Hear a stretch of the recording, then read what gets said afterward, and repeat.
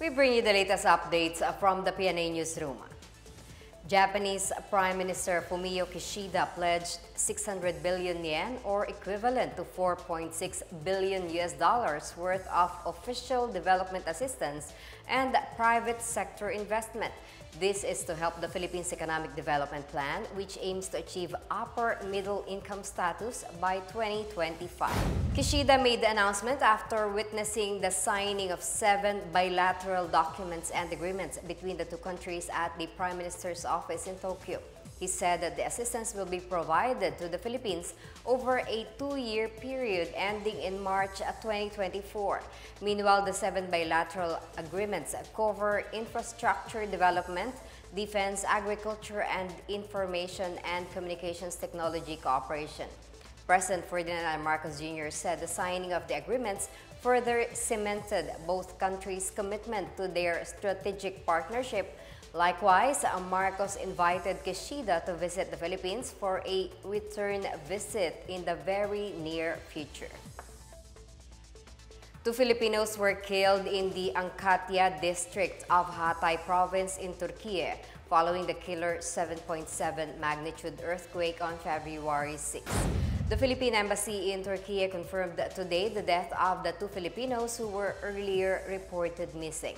The Embassy and Consulate General expressed their deepest condolences to the families of the victims. The Embassy assured the public that its team would continue to account for Filipinos in the affected region. As of today, the Embassy has evacuated more than 10 Filipino families in Antakya, one of the hardest hit areas in southeast Turkey. Meanwhile, the Embassy has also confirmed that 2 Filipinos were reported hurt due to the earthquake and are now in stable condition. Earlier, the Department of Migrant Workers established a task force and a 24/7 command center to monitor the situation of OFWs based in Turkiye. The MW Undersecretary Hans Leo Kakdak said they are monitoring around 77 OFWs with the help of the Filipino community and the embassy in Ankara. He said that the MW has reached out to the Department of Foreign Affairs for possible repatriation flights. Kakdak said families of those who needed assistance may contact the DMW hotline 1348. The Philippines and the United Kingdom have agreed to exert efforts to deepen cooperation in their maritime interests. The commitment resulted from an inaugural maritime dialogue opened in Manila on February 7. In a statement, the Department of Foreign Affairs said the panels from the two countries discussed important global and regional developments as well as impacts of emerging maritime-related technology and legal concepts. They also discussed cooperation in maritime law enforcement, marine environment protection, climate adaptation, fisheries management, and professional seafaring.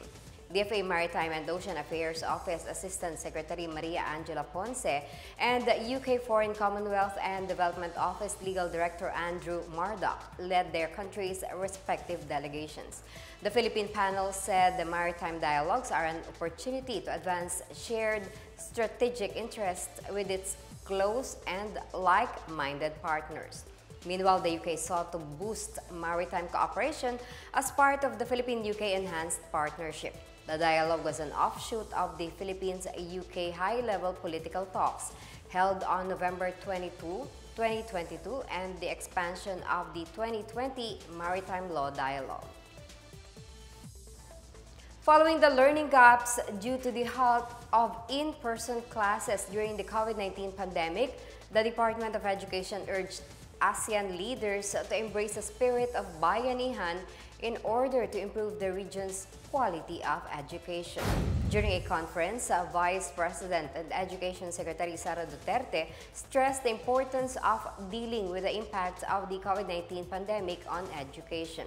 Citing UNICEF data, Duterte claimed that before the pandemic, more than half of 10-year-olds in low and middle-income countries were unable to read or comprehend a simple story, which has gotten worse due to the school disruption.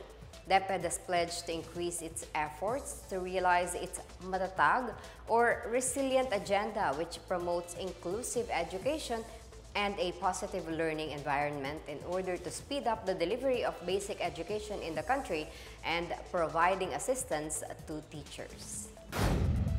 And that's the latest and the biggest stories from the Pna Newsroom. For more news content, visit our webpage or head on to the Philippine News Agency's Facebook and Twitter accounts. We are also shown on the social media pages of the Presidential Communications Office and Radio Pilipinas RP1. Stay tuned for more news updates. I'm Maritime. We tell stories that inspire change.